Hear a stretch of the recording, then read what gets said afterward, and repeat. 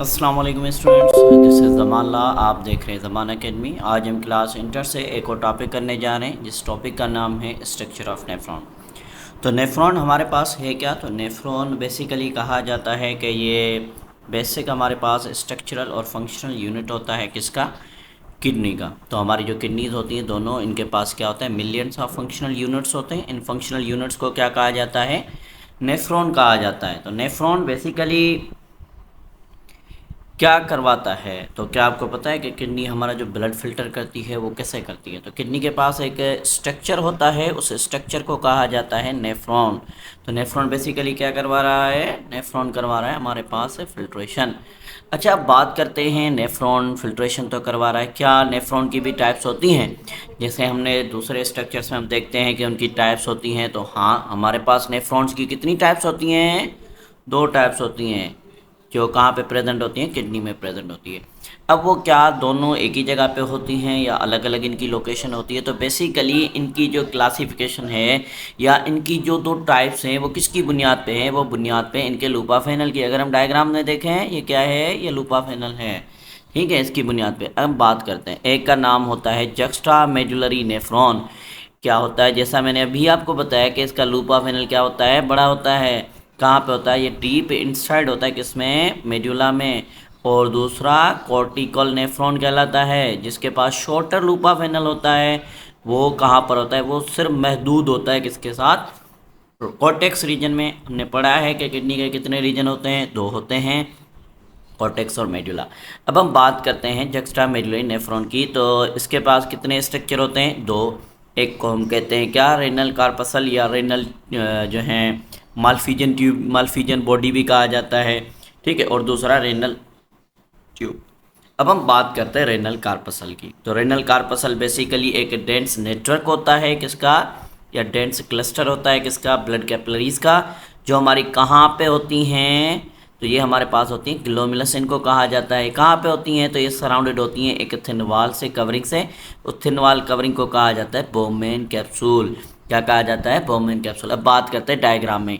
अगर हम डायग्राम में थोड़ा सा दूसरा कलर ले लेते हैं, तो ये वाली बात। अब देखें, ये स्ट्रक्चर आपको नजर आ रहा है, कैपिलरीज का बंच, ठीक है। इसको हम कहते हैं ग्लोमेरुलर। क्या कहते हैं? ग्लोमेरुलर। और ऊपर आपको अगर दूसरे मार्कर से बनाएं तो ये हमारे पास एक स्ट्रक्चर नज़र आ रहा है, ठीक है, बाउल शेप। इसको हम क्या कहते हैं? इसको हम कहते हैं बोमेन कैप्सूल, या इसके लिए दूसरा लफ्ज़ इस्तेमाल किया गया है ग्लोमेरुलर कैप्सूल। अब ये दोनों मिलकर हमारे लिए क्या बना रहे हैं? तो ये दोनों मिलकर हमारे लिए बना रहे हैं मालफिजन बॉडी या रेनल कार्पसल, जिसको हम कह रहे हैं, ठीक है। अब दूसरी बात करें रेनल ट्यूब की, तो आगे पढ़ेंगे। तो रेनल ट्यूब के अंदर हमारे पास ट्यूब आती है, उस ट्यूब के कुछ पार्ट्स हैं। ये हमारे पास आ रहे हैं कन्वोल्यूटेड ट्यूब, ये देखें, ये कन्वोल्यूटेड ट्यूब, ये शुरू वाली, इसको हम क्या कहेंगे? पीसीटी, ठीक है। फिर ये ऊपर वाला साइज का जो है ना कॉर्टेक्स होता है, ये नीचे की तरफ आ रहा है, ये नीचे की तरफ जो आ रहा है इसको हम क्या कहते हैं? लूपा फेनल। फिर लूपा फेनल हमारे लिए वापसी कन्वोल्यूटेड ट्यूबल बना रहा है, जिसको हम कहते हैं डिस्टल कन्वोल्यूटेड ट्यूबल, ठीक है। फिर ये जाके हमारा इंटर होता है किसमें? कलेक्टिंग डक्ट में। तो ये हमारे पास क्या है? ये स्ट्रक्चर ऑफ नेफ्रॉन का है। जो हमने बुक में चीज़ें देखी हैं वो देख लेते हैं आगे, ठीक है। ये रेनल आर्टरीज हैं, रेनल वेन्स हैं, अफेरेंट आर्ट्योल हैं और इफेरेंट आर्ट्योल है। इनका जिक्र आगे आने वाला है। ये हमारे पास डिसेंडिंग लिम्ब है, ये हमारे पास असेंडिंग लिम्ब है। तो बात करते हैं आगे।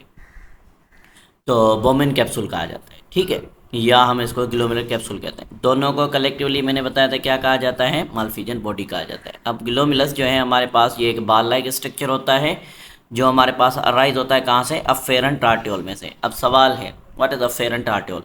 अफेरेंट आर्ट्योल बेसिकली ब्रांचेज हैं किसकी? आर्टरी की। अब वो आर्टरी कौन सी होती है? हम याद रखेंगे कि जो किडनी की तरफ जो आर्टरी होती है उसको क्या कहा जाता है? तो उसको कहा जाता है रेनल आर्टरी। क्या कहा जाता है? Renal artery. रेनल आर्टरी कौन सी होती हैं? जो किडनी की तरफ ब्लड को लेकर आए उसको रेनल आर्टरी कहा जाता है। तो ये फर्दर ब्रांचेस किसकी हैं? रेनल आर्टरीज की हैं, ठीक है। अच्छा, अफेरेंट आर्ट्योल के पास क्या हाई वॉल्यूम होता है और प्रेशर ब्लड का, जो फैसिलेट करवाता है हमारे पास किस चीज़ को? हेल्प आउट करवा रहा है हमें अल्ट्रा फिल्ट्रेशन की। अब अल्ट्रा फिल्ट्रेशन कहा किसको जाता है?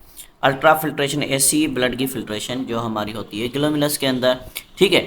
और वहाँ पे जो है बगैर सिलेक्शन के चीज़ों को फिल्टर किया जाता है। अब हमारे पास क्या होता है, क्लास में कोई 10-15 बच्चे बैठे हों, कोई भी बाहर से आता है तो मतलब कि एक सिलेक्टेड बच्चे को बुला रहा है, लेकिन XYZ के किसी भी स्टूडेंट का नाम ले लें, ज़ुएब को बुलाएं। अब ज़ुएब क्या है, Zuaib is a special person in the class, ठीक है। लेकिन बाकी जितने भी बच्चे हैं वो सारे तो एक जैसे हैं, ठीक है, वो सारे एक हैं। तो उसने क्या किया, सिर्फ एक बच्चे को बुलाया। ये वाली फिल्ट्रेशन, ये वाला जो सिलेक्शन है ये कहलाता है सिलेक्टिव। लेकिन इस वाली में ऐसा नहीं होगा, ये कहते हैं कि पूरी की पूरी क्लास बाहर आ जाए, एक अनाउंसमेंट करनी है, क्या हो गई, अल्ट्रा सिलेक्शन हो गई, मतलब कि इसमें सब बच्चे बाहर आ रहे हैं। तो ये वाली फिल्ट्रेशन इधर होती है।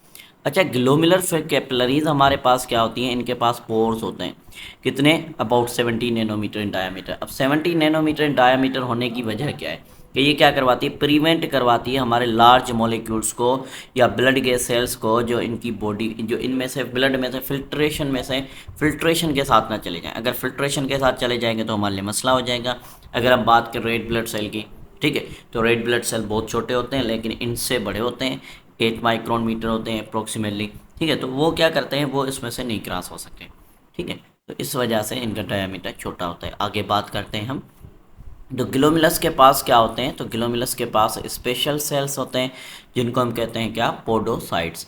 अब पोडोसाइट्स क्या करते हैं, ये रेप्ड होते हैं, लिपटे हुए होते हैं ब्लड कैपिलरीज की तरह, ठीक है। इनके पास स्मॉल स्लिट स्लाइड्स ओपनिंग होती है, ढक्कन की तरह ओपनिंग होती है, जो इधर बहुत एक्टिव रोल अदा करती है, बहुत ही चुस्त रोल अदा करती है। वो क्या होता है कि ये प्रिवेंट करती हैं किस चीज़ को, प्लाज्मा प्रोटीन्स को, किस में से, फ्रॉम इंटरिंग यूरिनरी अल्ट्राफिल्ट्रेट, जो हमारी जो यूरिनरी फिल्ट्रेट है उसमें इंटर होने नहीं देती। अगर इंटर हो जाएगी तो हमारे पास फिब्रिनो चली गई, ग्लोबुलिन चली गई, तो मसला हो जाएगा हमारा ब्लड जो है, फिर उसके लिए बहुत बड़ा मसला हो सकता है, ठीक है। इनके डिफरेंट फंक्शंस होते हैं, तो हमारे लिए मसला हो सकता है। तो ये क्या करवाएंगी, इनको ग्लोमेरुलस कैपिलरीज फ्यूज़ होती हैं फिर, ठीक है, फ्यूज़ होकर हमारे लिए क्या बना रही हैं, ये हमारे लिए क्या बना रही हैं, ये हमारे लिए बना रही हैं एफेरेंट आर्ट्यूल।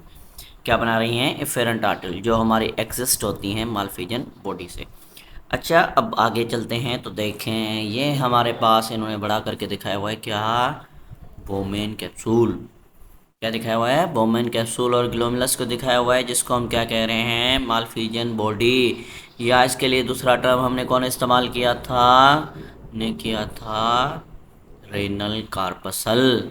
तो ये हमारे पास आ गया बोमेन कैप्सूल। क्या आ रहा है, बोमेन कैप्सूल, या इसका दूसरा नाम रेनल कार्पसल, ठीक है। तो ये हमारे पास आ गई ग्लोमेरुलस। क्या आ रहा है, ग्लोमेरुलस किस चीज़ का बना हुआ है, कैपिलरीज का, ठीक है। ये हमारे पास कौन सी आ रही हैं, अफेरेंट आर्ट्यूल, किसकी ब्रांचेज हैं, रेनल आर्टरीज की। कहाँ पे ब्लड लेकर आ रही हैं, ग्लोमेरुलस में, किस चीज़ के लिए, फिल्ट्रेशन के लिए, ठीक है। इन्होंने फ्यूज़ होकर ये हमारे लिए कैपिलरीज फ्यूज़ होकर हमारे लिए क्या बना रही हैं, एफेरेंट आर्ट्यूल। थोड़ा इनके साइज़ में और इनकी साइज़ में फ़र्क नज़र आ रहा है, बिल्कुल फ़र्क है, ये बड़ी हैं ये छोटी हैं डायमीटर में। वजह उसके पीछे ये है कि इधर जो फिल्ट्रेशन होनी है उसका प्रेशर मेंटेन करना होता है, इस वजह से, ठीक है। एफेरेंट आर्ट्यूल क्या कहाँ से बनी, भाई ब्लड कैपिलरीज मिलकर बना रही हैं, ठीक है।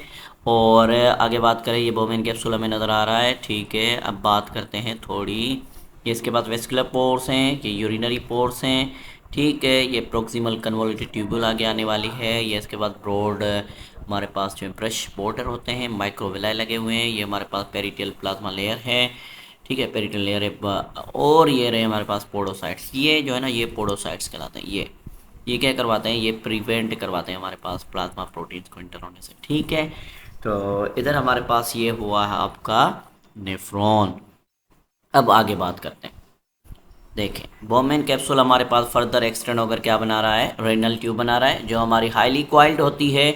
और ये क्वाइल्ड रीजन जो इसका होता है शुरू वाला, वो क्या कहलाता है, पीसीटी, प्रोक्सिमल कन्वोल्यूटेड ट्यूब्यूल। जो हमारे लिए मोस्ट एसेंशियल जो कंपाउंड्स होते हैं जैसे glucose, amino acid, electrolytes, water को ये रीएब्जॉर्ब करवाते हैं इस रीजन में। पीसीटी हमारा नीचे की तरफ जाता है, ठीक है, कहाँ पर, रेनल पिरामिड, अगर आपको याद हो मेडुला में। ये हमारे लिए बनाता है डिसेंडिंग लिम्ब, ऊपर से नीचे की तरफ जा रहा है तो डिसेंडिंग, ठीक है। और ये ट्यूब्यूल देन हमारी जो है टर्न बैक कर रही है मेन कार्पसल, और ये हमारे लिए क्या बना रही है, असेंडिंग लिम्ब बना रही है। देन ये कॉइल हुई हमारे लिए और इसने क्या बनाया, distal convoluted tubule.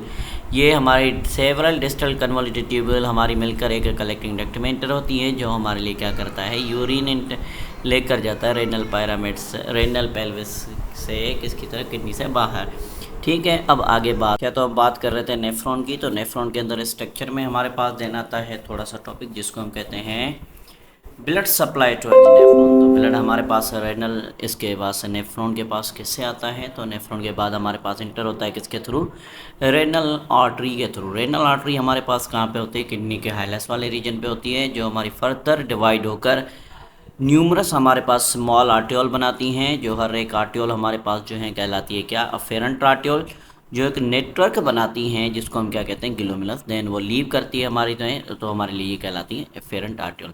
Diameter afferent arteriole का लार्जर होता है as compare to efferent arteriole.